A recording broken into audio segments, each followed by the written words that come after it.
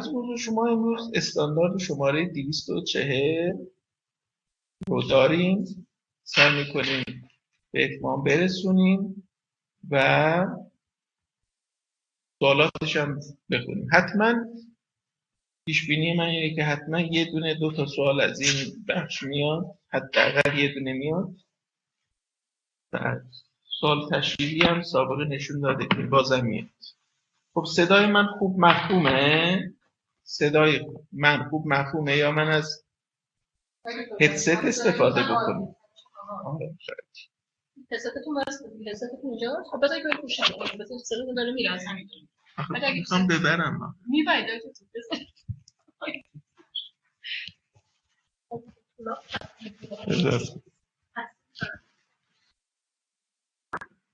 خیلی خوب. عرض به حضور شما این استاندارد مسئولیت حسابرس در ارتباط با تقلب در حسابرسی صورت‌های مالی هست. خب نهایتاً مسئولیت حسابرس اینه که ارتباط با کشف تقلب، پیشگیری از تقلب هیچ گونه مسئولیتی نداره. مسئولیت حسابرس اظهار نظر نسبت به صورت‌های مالی هست. در چه مورد؟ در این مورد که آیا تحریفی در صورت‌های مالی رخ داده است یا خیر. حالا این تحریف میتواند ناشی از تقلب یا اشتباه باشد. خب پس تحریف میتواند ناشی از، اولا بازم خدمت شما عرض بکنم خدمتتون که مسئولیت حسابرس چی آقا؟ اظهار نظر. خب ببینید چیکار میکنه؟ جمع‌آوری شواهد میکنه، ارزیابی شواهد میکنه و اظهار نظر میکنه. کلهم اجمعین ایناست دیگه. جمع‌آوری شواهد، ارزیابی شواهد و ارائه اظهار نظر حرفه‌ای. خب پس حسابرس در ارتباط با اینکه تحریف و کشف بکنه، پیشگیری بکنه هیچ مسئولیتی نداره. فقط مسئول این هست که او تحریف‌های اظهار نظر بکنه نسبت به اون تحریف‌هایی که نسبت به اون اشتباه و تقلبایی که موجب تحریف در صورت‌های مالی شده است. خب ببینید به خاطر اینکه من زیاد حاشیه نرم میریم رو متن استاندارد. ببینید ویژگی‌های تقلب. آقا مشکلی هست خانم؟ ببینید اولا ما گفتیم اینجا که گفتیم ویژگی‌های بند 2 رو میخونم. بند 2 تحریف در صورت‌های مالی یا تحریف صورت‌های مالی میتواند ناشی از تقلب یا اشتباه باشد. وجه اشتراک تقلب و اشتباه در چی هست؟ هر دو تحریف هستند. هر دو تحریف هستند. وجه تمایزشون چیه؟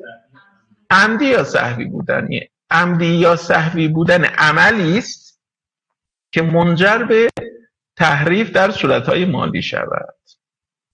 بند 2 خیلی چیزا رو میگه. البته ما جلسات گذاشتم نسبت به اینها یه صحبتایی کردیم. ببینید صحبت‌های ما همشون روی یک محور هست، فقط از ابعاد مختلفه. شما یعنی روی این اصول حرکت بکنید، استدلالی میتونید آخر سر هر سوالی رو پاسخ بدید.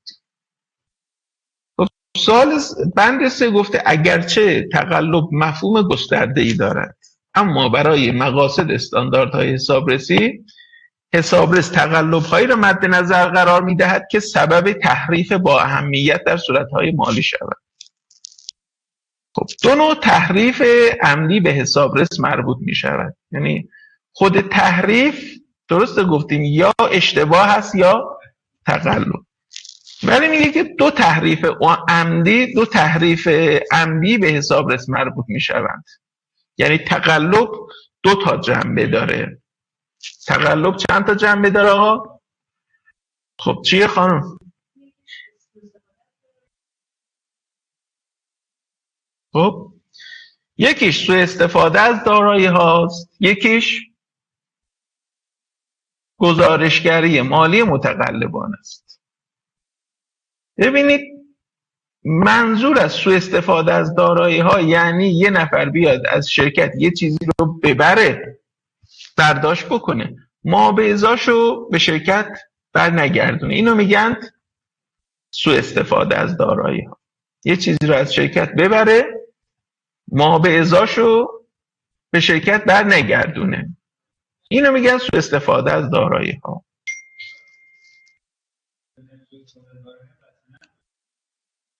آره دیگه، دزدی دیگه. شما اینطور اختلاس رو در نظر بگیر دیگه. اختلاس و دزدی همون سوء استفاده از دارایی. بعد یه حالتش اینه که تحریف در گزارشگری مالی، یعنی این که بیاد سود رو زیاد نشون بده یا سود رو کم نشون بده. اینو میگن تحریف در گزارشگری مالی، یعنی چیزی از شرکت بیرون نبره که مال به ازاشو برنگردونه ها، بیاد گزارشات مثلا بیاد سود رو بالاتر نشون بده. چرا؟ شرکت مثلا تئوری اثباتی حسابداری میگه که معمولا سود مدیران یا مدیر عامل یا اعضای هیئت مدیره یا پاداش هیئت مدیره مبتنی بر سود هست. اینا به خاطر اینکه بیان پاداش زیادی بگیرن میان یک رویه ها رو به کار میبندن که سود رو بیشتر نشون بدن. اینو میگن آره دیگه، مدیریت سود. اینو میگن گزارشگری مالی متقلبانه. یکی اینه که نه، میاد مثلا یه طلبکاری از شرکت، یه طلبی شرکت از طرف حساباش داره، اینو میگه که بزن به حساب خود مدیر، میگه که بزن به حساب من، اینو میگیره میزنه به حساب خودش. از این طرف میگه که مطالبات ما سوخت شد.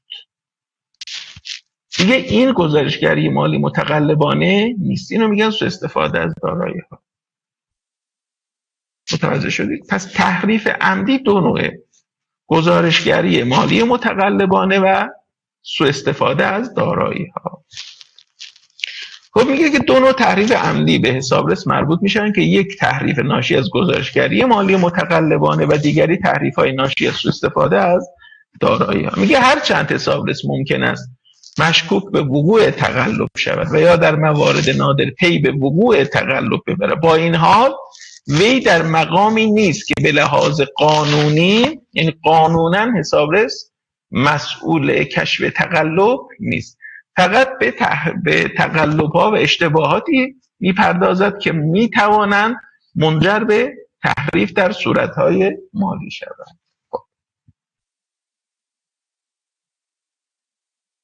بند 4 توصیه میکنم بندش خودتونم بخونید. این لمشو پیدا بکنید. استانداردها چیزی ندارن. لمشو یه کمی رو اون محور استانداردهای حسابرسی حرکت بکنی، یه 3-4 جلسه با هم باشه خودتون بخونید که هیچ موردی نداره. خیلی مثل آب خوردن میخونید و این از لحاظ استدلالی هم براتون تفهیم خواهد شد.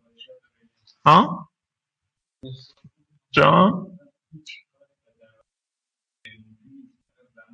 بله بله.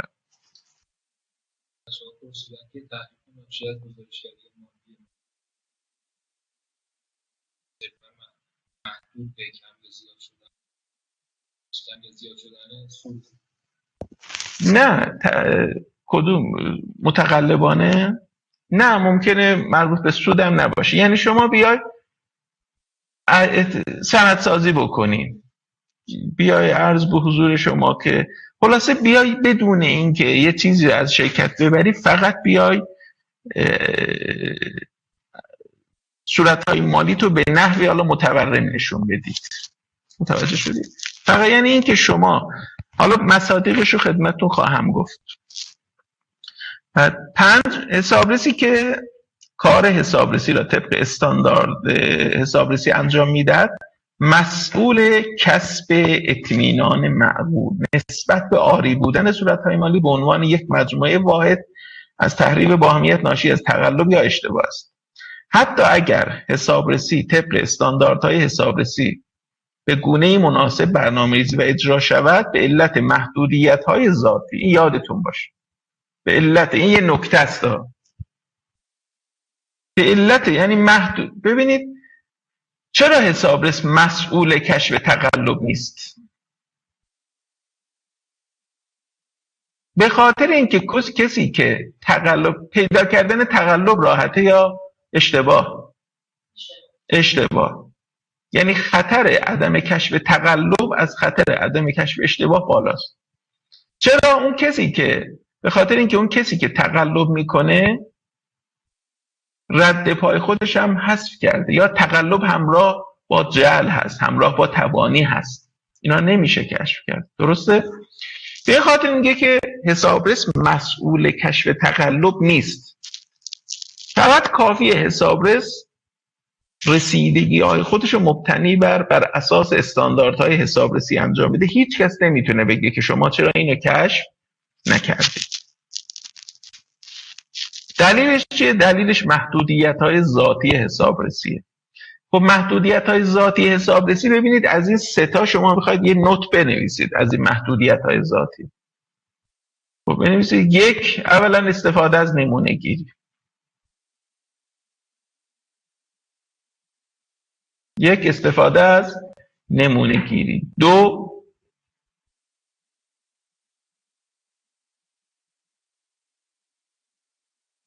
محدودیت‌های ذاتی کنترل‌های داخلی.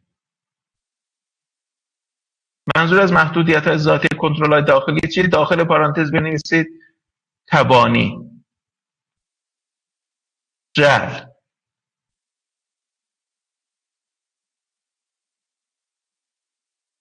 زیر پا گذاشتن کنترل‌های داخلی توسط مدیران.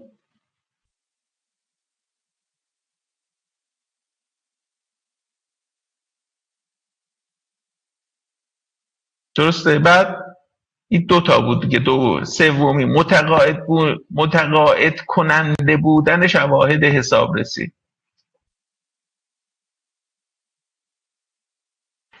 یعنی شواهد حسابرسی بیشتر متقاعد کننده هستند نه قطعی. به همین خاطر میگه که اگر حسابرسی، بند 5 دومین سطرشو میگم خدمتتون، حتی اگر حسابرسی طبق استانداردهای حسابرسی به گونه‌ای مناسب برنامه‌ریزی و اجرا شده باشد، به علت محدودیت‌های ذاتی حسابرسی این خطر اجتناب ناپذیر وجود دارد که برخی تحریف‌های با اهمیت صورت‌های مالی کشف نشوند.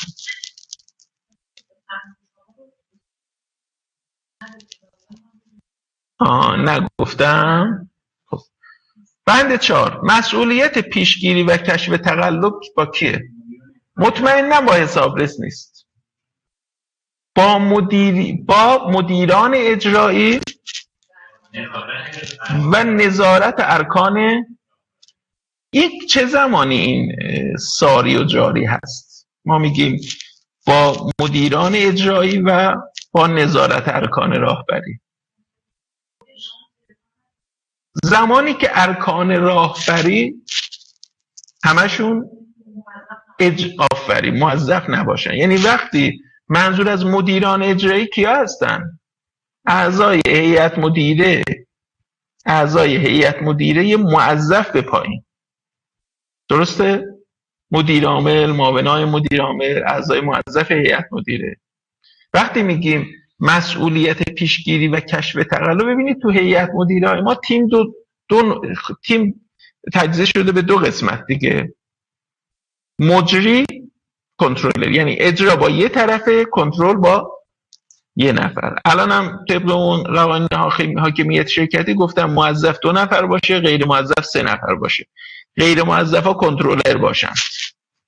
یعنی همیشه گفتم اجرا با یه نفره، کنترل با نفر دیگه. اصلا حاکمیت شرکتی اینو میگه دیگه، میگه که اجرا با یه نفر، کنترل با نفر دیگه. و کنترل گفتن اون قسمت وزنش از این اجرا سنگین تر باشه. یعنی چی؟ 3 نفر، هر کدوم از اعضای هیئت مدیره یه حق رأی دارن. ولی اون کنترلر گفتن غیر موظفا 3 نفر باشن. مجریات چند نفر باشن؟ 2 نفر باشن. الان اینجا گفته مسئولیت اصلی پیشگیری و کشف تقلب با مدیران اجرایی و ارکان راهبری واحد تجاری است. منظور از اون ارکان راهبری همون زمانیه که اگر گفته باشه نظارت ها، این موضوع مهم است که مدیران اجرایی با نظارت ارکان راهبری، دیدید، با نظارت ارکان راهبری، منظور اون ارکان راهبری همون غیر موظفا هستند، بر پیشگیری از تقلب، بر پیشگیری از تقلب و عوامل بازدارنده تقلب تأکید زیادی کنند. پس از این پاراگراف فقط اینو بدونید که مسئولیت پیشگیری و کشف تقلب با کیه؟ با مدیران اجرایی و ارکان راهبری هست، یک با حسابرس نیست. مسئولیت حسابرس اینه که اطمینان معقول کسب بکنه که صورتهای مالی حاویه، آری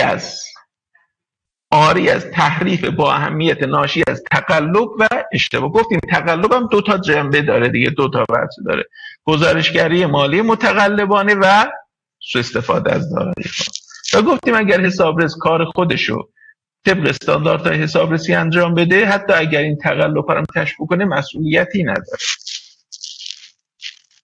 خب بیایم بند 6 بازم اشاره کرده به استاندارد شماره 200 که ما 2 جلسه قبل خوندیم. گفته که همان گونه که در استاندارد 200 اشاره شد، آثار بالقوه محدودیت‌های ذاتی. حالا ببینید ما گفتیم محدودیت‌های ذاتی داریم دیگه، محدودیت‌های ذاتی حسابرسی. درسته، تحریف هم میتونه ناشی از تقلب یا اشتباه باشه. حالا این محدودیت‌های ذاتی تو تقلب بیشتره یا تو اشتباه؟ مطمئنم تو تقلب بیشتره. گفته که آثار بالقوه محدودیت‌های ذاتی به طور خاص در مورد تحریف ناشی از تقلب از اهمیت ویژه‌ای برخوردار هست. یعنی اون محدودیت‌های ذاتی در ارتباط با تقلب بیشتر از اشتباه نمود دارند. از آنجایی که تقلب ممکن است با انجام تمهیداتی چون جعل، ثبت نکردن عمدی معاملات یا ارائه اطلاعات نادرست به حساب صورت گیرد که به طور ماهرانه و با دقت برای پنهان کردن آن طراحی شده است. دقت بکنید، خطر عدم کشف، اینجا یه نکته زیرش خط بکشید، اینو خوب بخونید. خطر عدم کشف تحریف‌های با اهمیت ناشی از تقلب بیشتر از خطر عدم کشف تحریف‌های با اهمیت ناشی از اشتباه است. یعنی کسی که تقلب میکنه جای پاشو، رد پاشو پاک میکنه دیگه. هنگامی که چنین اقداماتی برای پنهانکاری با تبانی همراه باشد، کشف آن دشوارتر میشود. به این دلیل دیگه خطر عدم کشفش بالاست. تبانی میتواند حسابرس را به این نتیجه برساند که شواهد متقاعد کننده است، در حالی که متقاعد کننده نیست. توانایی حسابرس برای کشف تقلب به عواملی چون، اینم نکته است، به چه عواملی بستگی دارد؟ به عواملی چون مهارت مرتکبین،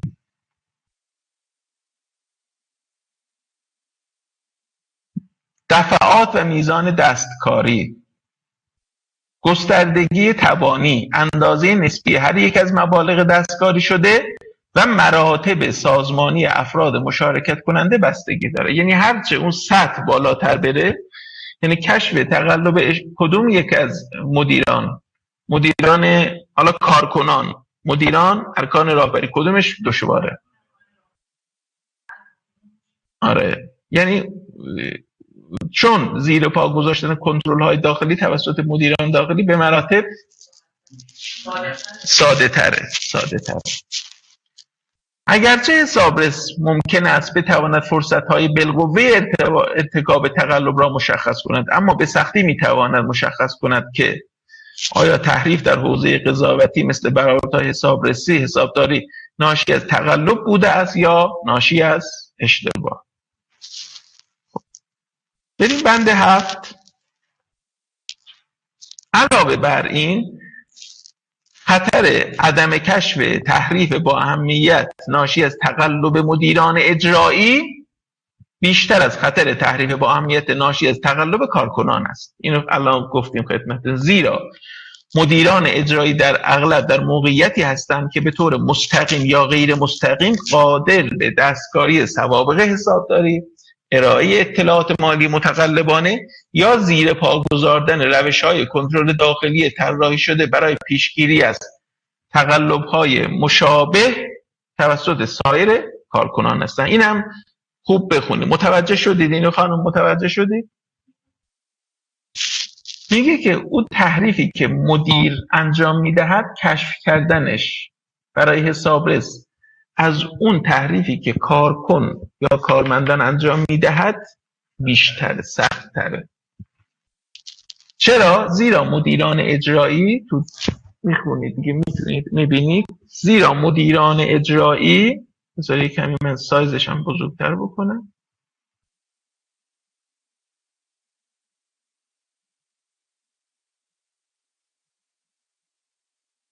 زیرا مدیران اجرایی اغلب در موقعیتی هستند که به طور مستقیم یا غیر مستقیم قادر به دستکاری سوابق حسابداری، ارائه اطلاعات مالی متقلبانه یا زیر پا گذاردن روش‌های کنترلی طراحی شده برای پیشگیری از تقلب‌های مشابه توسط سایر کارکنان هستند.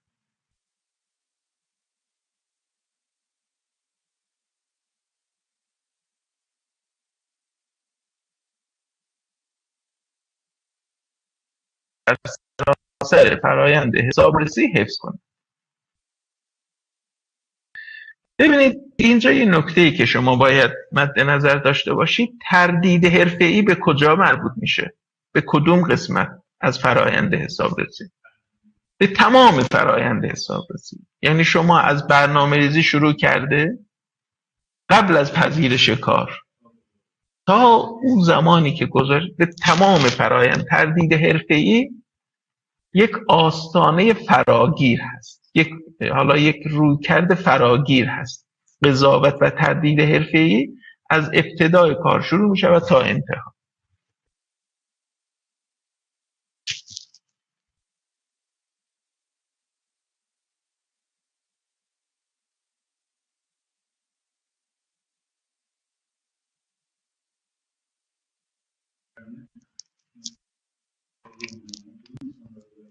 دویست و چهل.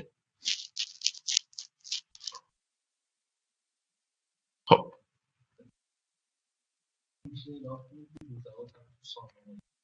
جزوات جای باش.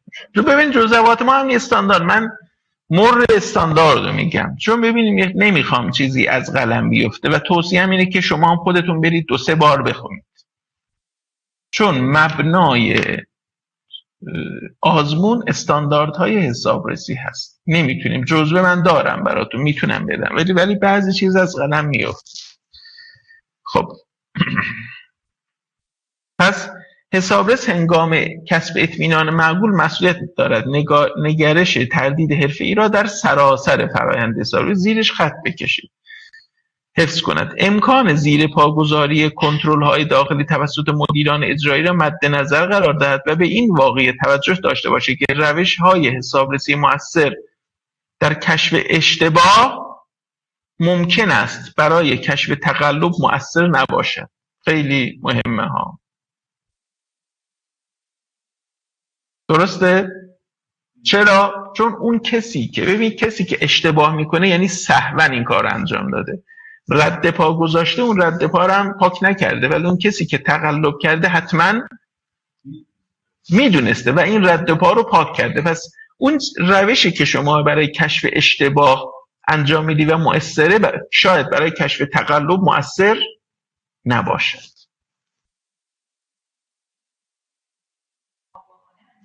بعد دیگه سهویه دیگه، اشتباه سهویه و تقلب عمدی هست. وقتی عمد تو کار هست حتما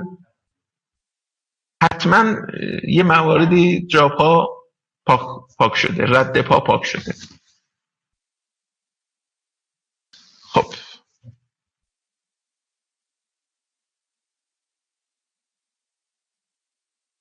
بند 9-10 لازم نیست. خب بریم بند 11 تعاریف.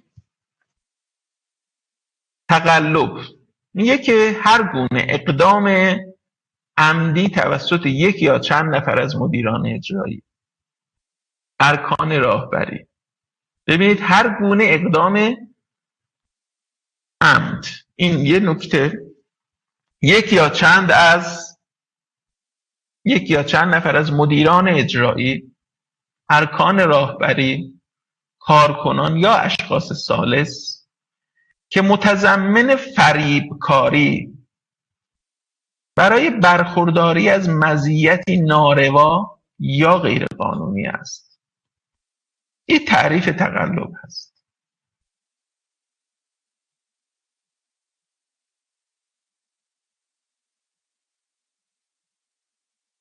عوامل خطر تقلب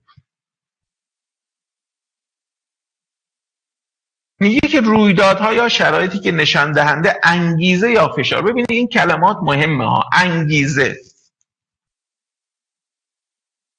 فشار،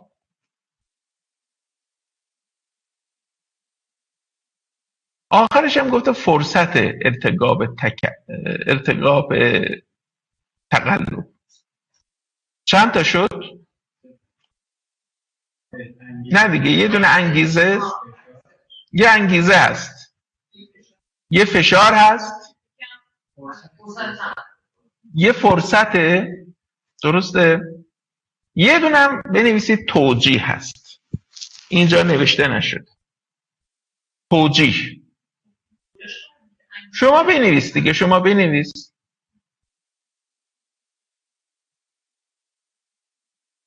این مثلا یه نفری که میاد تقلب میکنه یا انگیزه تقلب داره، یعنی میگه که من میخوام مثلا یه تقلبی بکنم، یه تحریفی بکنم، مثلا ناشی از سوء استفاده از دارایی، برم با پول این مثلا یه دونه ملک برای خودم بگیرم، یه مثلا ماشین مدل بالا برایم بگیرم. این یه انگیزه است. خب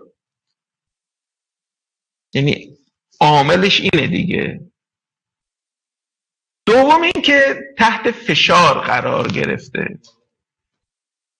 میخوان ازش اخاذی بکنن، میگن شما باید این تقلب انجام بدید، اینو به این خاطر، اینو میگن خودش یه دونه است، یعنی انگیزه و فشار یک حالته. انگیزه و فشار درسته هر کدوم ماهیت متفاوته، ولی تو استاندارد ادغام شده. انگیزه و فشار برای ارتکاب تقلب یه حالته. دومیش فرصت ارتکاب تقلب هست. این چیه؟ اینم وقتی که کنترل داخلی یا وجود ندارد یا اثر بخش نیست. تو این حالت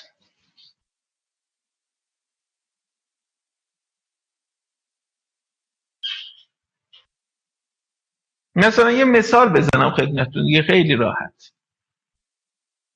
شما ماشینتون رو پارک کردید، درسته؟ یه نفر یا واقعا انگیزه داره که بیاد یه ماشین شما رو سرقت بکنه که بره با پولش یه کاری رو انجام بده، یا واقعا تحت فشار هست، مثلا پول برای دوا درمون خانوادش نداره، درسته؟ دومین حالتش اینه که شیشه در ماشینتون رو بازه. این همین فرصت ارتکاب تقلب هست، یعنی تحریک میکنه طرفو. شاید طرف دزد نیست ولی میگه یه گوشی دیگه اینو برداریم دیگه. ها این اتفاق تو 2 هفته قبل برای ما اتفاق افتاده. سوم این که مثلا توجیه میکنه، خودشو توجیه میکنه این کارشو، میگه منم ایرانیم اونم ایرانیه،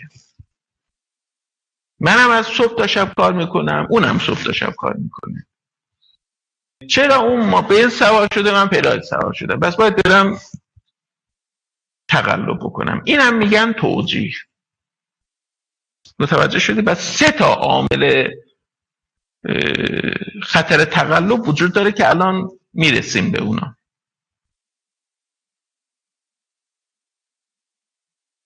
تردید حرفه‌ای رو ما خدمتتون رو استاندارد گفتیم دیگه، گفتیم دوری از بدبینی و خوشبینی صرف، یادتون باشه. ببینید ما الان به یه درستکاری به یه شخصی مثلا میبینیم که عرض به حضور شما خودش نمازشو به موقع میخونه، درستکار هست، ولی تو حسابرسی شما باید تردید حرفه‌ای رو داشته باشید.